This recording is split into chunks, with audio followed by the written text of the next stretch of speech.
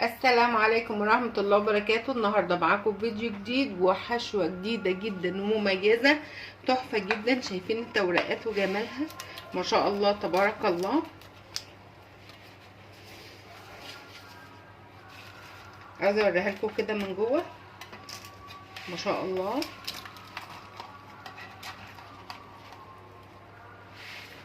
شايفين الجمال، شايفين الحشوة الرهيبة دي. يلا بسرعة كده نشوف عملنا الجمال ده ازاي.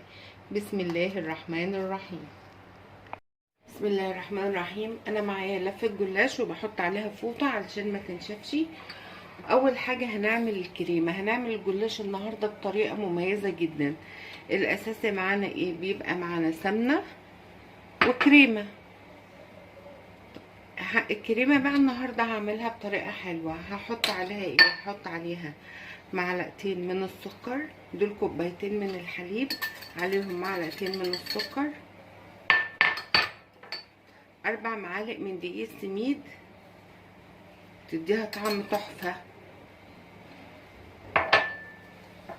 معلقتين جوز هند او 3 معالق زي ما انت عاوزة. مش بتحب جوز الهند ممكن يبقى فول سوداني، ممكن يكون اي بشر مكسرات زي ما انت عاوزة بتضيفيهم عليهم. بس جوز الهند مع الحليب مع السميد بيبقى طعمه تحفة. واخدهم كده ارفعهم على النار. حابة تحطي زبيب ممكن تحطي، حابة تحطي بشر مكسر ده، وارفعهم على النار لغاية لما يتماسكوا. مادة الربط هنا دقيق السميد. اقعد استمر كده في التقليب لغاية لما تربط وتتماسك. بدأ الخليط اهو يتكثف، بستنى لغاية لما يتقل ويبقى حلو قوي. لو معاكي الخليط لسه خفيف ممكن تضيفي سميد وممكن وتضيفيه مباشر، مفيش اي مشكلة، مش هيكتل زي النشا ولا اي حاجة. اهو بدأ يتكثف. انا اسيبه بس يغلي كمان 3 دقايق عشان حبيبات السميد تتفتح كده وتدي كثافة اكتر كمان. اهو شايفين كثافته اهو اهو. بس بطفي بقى على النار واسيبه يبرد واروح اعمل الجلاش.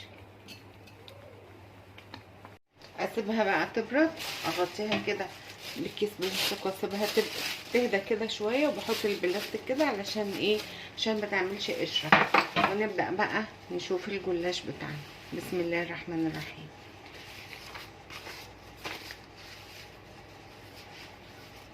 اي جلاش تكوني انت متعوده عليه مفيش مشكله. الصو حلو، الرانيا حلوه قوي. إيه كمان احنا عندنا هنا الصواف برضو حلو. يعني اي جلاش انت اخده عليه ومجرباه استعمليه مفيش مشكله. بناخد بقى مقاس الصينيه. الصينيه دي مقاسها 28 عشان هعمل لفه الجلاش دي. معايا دي نص كيلو اهي كده عشان تشوفي. ابدا ان انا اقسمها. اخد بس مقاس الصينيه كده.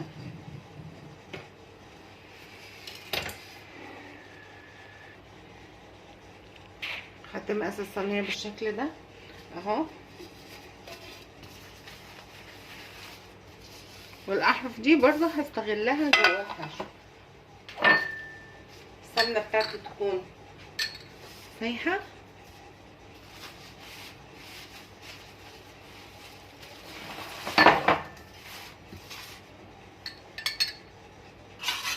بالشكل ده بالفرشه، وامسح بالفرشه طبقات زي ما بعمل الجلاش، وزي ما انا وريت لكم الطريقه بتاعته قبل كده. امسح طبقات. احط كده اول طبقه من الجلاش اهو.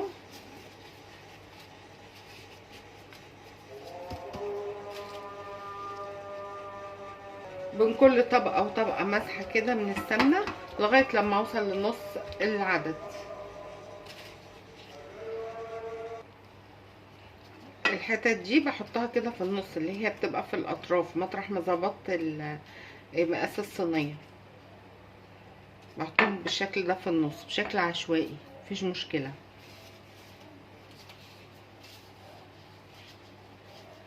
بالشكل ده.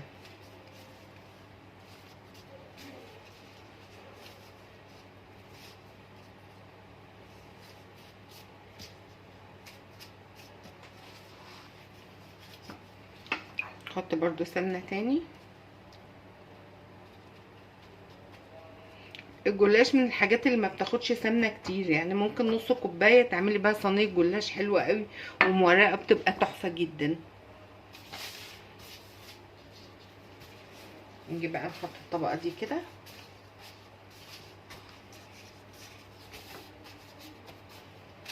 ونضيف بقى الكريمة اللي احنا عملناها.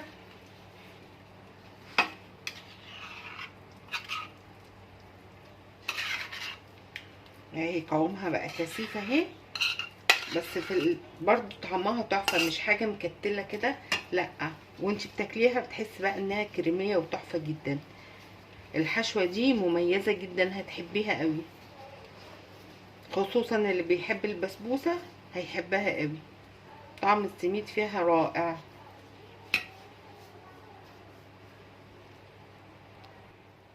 اهو بتجيبي بس معلقة كده مدهونة كده من السمنة، وتبدأي تظبطيها بالشكل ده.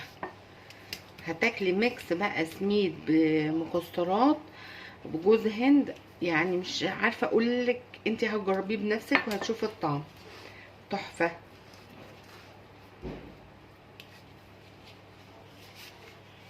وبعدين ابدأ احط بقى بقية طبقات الجلاش كلها.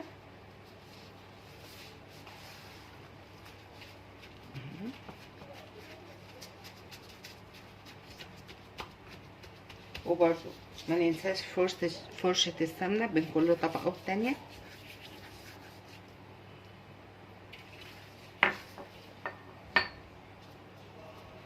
اخلص بقى كل الطبقات دي.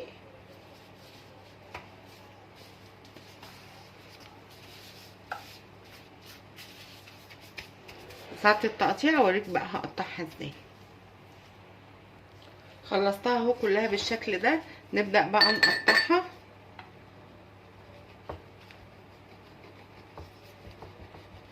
لو انت عاوزه تقطعي مثلثات مفيش اي مشكله، عاوزه تغيري في التقطيع وتعمليها سمبوسكات مفيش مشكله. انا هعملها النهارده بطريقه تانية برضو. اهي بعمل مربع كده ومربع كده، تمام. عملتها اهي مربع كده مربع كده ومربع كده. بعد كده اخد ده من هنا من نصها كده، ماشي اهو.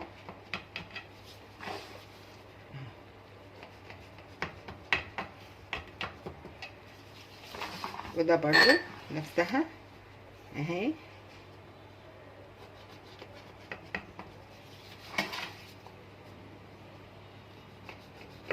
اهي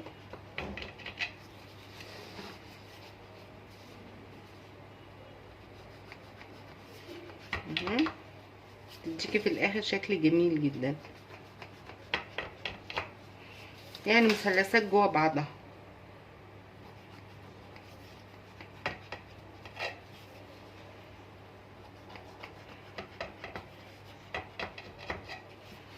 تمام.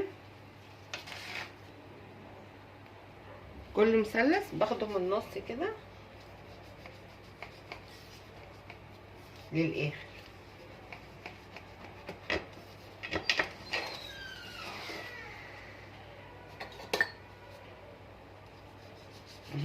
كل مثلث اخده من النص للاخر بالشكل ده. بعد ما عملت مثلث كده ماشي، اعمل مثلث من الناحيه دي اهو. شايفه يعني مثلث داخلي، وبعد كده مثلث من بره اهي. دي قطعتها اهي، ودي هقطعها دي كمان نفس المثلث. دي كده اهي، يعني ده مثلث اهو. عملت مثلث هنا ومثلث هنا، هعملها برضو نفسها، مثلث هنا اهو مثلث هنا.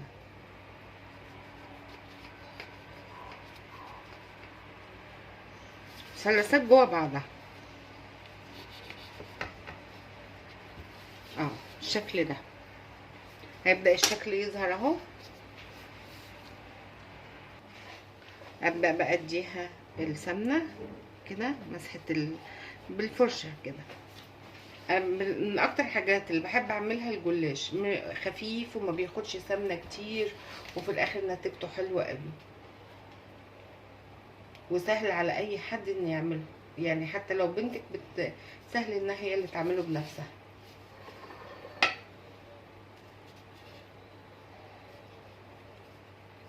اهو امسحها بس كويس قوي كده،